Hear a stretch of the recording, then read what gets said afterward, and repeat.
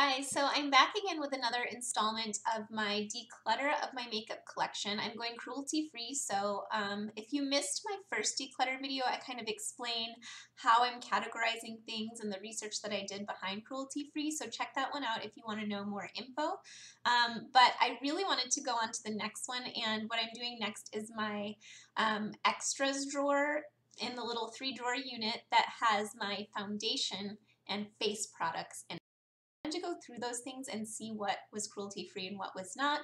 I have a couple that are recent purchases before I decided to make this shift, and so if I can return them, if they are not cruelty-free, then I want to. So I wanted to go ahead and take care of this one ASAP. Alright, so in my little collection here, I have these drawers that I've put these organizers in. They fit perfectly they're from IKEA. The drawer unit is from IKEA. And so this is loaded up with all of my sort of extra face products. So I wanted to go through these and check out what is and what is not cruelty-free. Grab some coffee. Okay, as we discovered in the last video, this is my little like stash of the RCMA translucent powder. Again, I didn't get the no color one that everyone's raving about. I have translucent. I really like it. It's super fine. It doesn't accentuate any dryness on my skin, and it does help keep me matte. Cruelty-free, hooray. Ulta, their products are cruelty-free. So the in-store cosmetic brand is cruelty-free. I have this demi-matte foundation in the shade Ivory. This is a nice one. It has an SPF 20 in it, and I really like this one in the summer especially, so I'm holding on to that. I have the Cover FX Natural Finish Oil-Free Foundation. This is a very high coverage foundation, so I don't find myself reaching for it often. I need to figure out a better way to work with it so it doesn't end up looking cakey on my skin, but I have it in the shade N25, and Cover FX is cruelty-free. Okay, here come the disappointments. Revlon Color Stay, not cruelty-free. Revlon as a brand is not cruelty-free. So that one is going to be passed on. Almay TLC, this one also not cruelty-free. So bummed about Almay. Again, this I feel like kind of like Clinique is one of those brands that sort of markets itself as all natural, and while I don't know, while maybe their ingredients are, then why do they need to test on animals? So, goodbye. NYC, I really like this powder. Really, I do. But it's their smooth skin finishing powder, the loose powder. NYC is not cruelty-free, so I will be passing that one along. I really find, though, that the RCMA no color powder or translucent powder is really similar in finish. So if you've been curious about this one, which is kind of a cult favorite as well, maybe try the RCMA. Okay.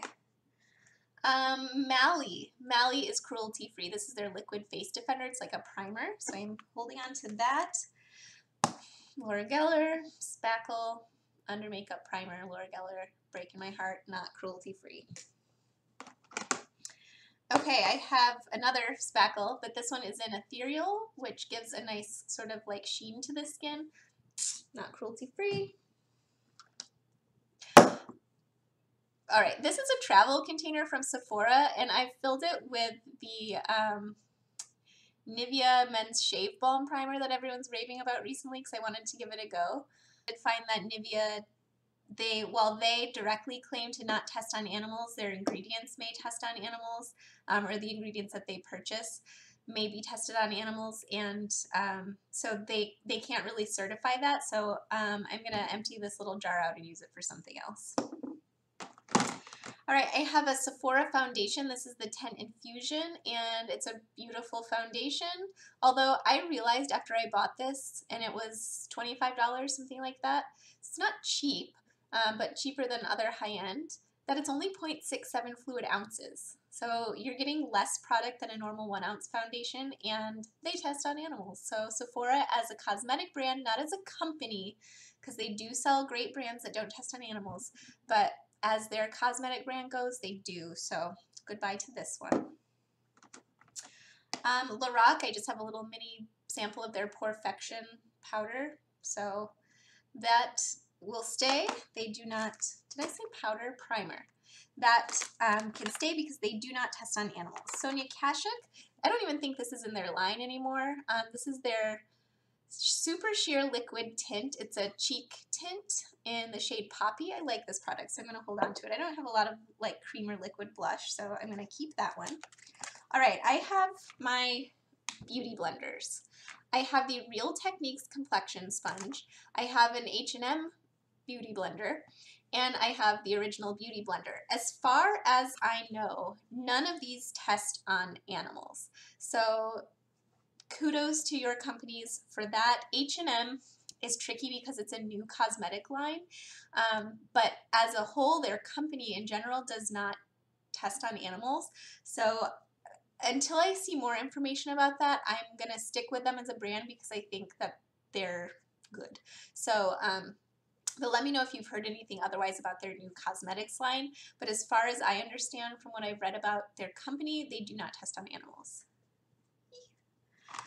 Okay, this is the EOS lip balm that they test on animals, so goodbye. Okay, now let's get into this. I have an Ulta Minerals Powder Foundation. This is kind of like the Bare Minerals Powder Foundation, like that same kind of thing. It gives really decent coverage. It's a powder foundation. Ulta does not test on animals. They are cruelty-free. Okay, LA Girl. LA Girl is PETA certified, not tested on animals. Hooray. I don't love this concealer though. I think maybe just because I have the wrong shade. It's like a little too orangey for my skin tone. I don't know if you can tell that. I might try using it again, but I'm not so sure. It's the shade Classic Ivory, and I guess I should have gone a little bit lighter or something. Rimmel Match Perfection Concealer. I do like this concealer, but Rimmel does test on animals. Makeup Forever tests on animals. How sad is this? I have this little sample of the Ultra HD foundation. Why do they have to do that? Why?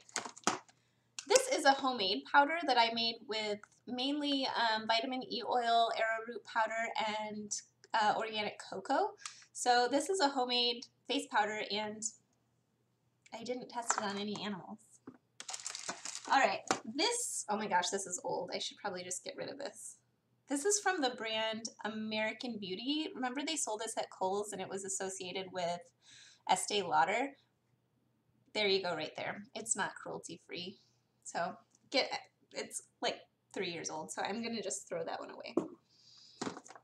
All right, this one I also featured in my Bring It Back tag. And it is the Pan Stick Foundation in True Beige from Max Factor. This thing gives the best coverage of any blemish or scar or mark that you could possibly have. But it is a little greasy, and I used it very sparingly because I was afraid it would break me out.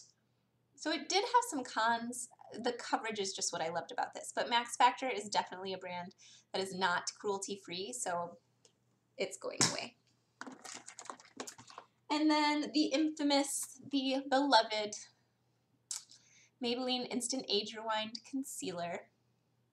Maybelline is not cruelty-free. Cool, I feel like I have no, like, not sures, which is nice. As I grab one that I'm not sure about. Okay, this is from Pop Beauty. This is their Face Magnet Powder. Zero No Show. I don't find a lot in general about Pop Beauty, so I don't know if this brand is like phasing out or something. I don't really know, but I did discover in what I could find that they are cruelty-free, so I am going to hold on to this. Do you know much about Pop Beauty? Are they even still around? This is like a year old. I have no idea. And then I have a backup of my Pure Minerals powder, and yeah, I really like this one. This one gives really good coverage while mattifying, so I like that a lot. This is sitting up here by my brushes. This is, I think, the last foundation product that I have. No, there's another. I'm kind of a mess over here. There's another one. Okay, so this is Doll 10. Again, we talked about Doll 10 in the last video. I have their contour palette. This is their Hydra Fluid Foundation, and I love this. This has really nice medium coverage. It looks really natural on the skin. I have it in the shade Light. They don't have an amazing color selection is which is a bummer. But I like this foundation a lot. It's been the one sitting out on my vanity because I've been enjoying using it so much. And then, oh, this is the dropper that came with it. I replaced it for a pump because nobody got time for a dropper. And then, did we already talk about this? No. Gosh, there's just like foundation sitting around everywhere that I'm ignoring. Okay. This one is one that I bought like a week ago. No, like 2 weeks ago. Because it was before I decided to go cruelty-free, like right before. And I used it a couple of times and I was trying to form my opinions about it because people love, like fanatically love this foundation. And I liked it. It felt a little bit heavy for my skin, but I still have the receipt for this, and I think I'm just going to take it back because Rimmel, as I've discovered with the rest of these products, is not cruelty-free. So this guy's got to go too. This is their Rimmel Stay Matte. I was always back and forth on this one anyways. Some days I would be like, wow, the coverage, because it does have good like full coverage, but it really accentuates my pores and I don't like the way it looks on my skin, so I'm not really sad to see this one go. Okay, that does it. So I just have my like backup of my Pure Minerals in here, and I have my little pump thing for my Doll 10 foundation. I'm going to load this back up with the products that I'm keeping, and I will photograph that for you, and I will photograph the pile of stuff that I'm getting rid of from that overflow drawer.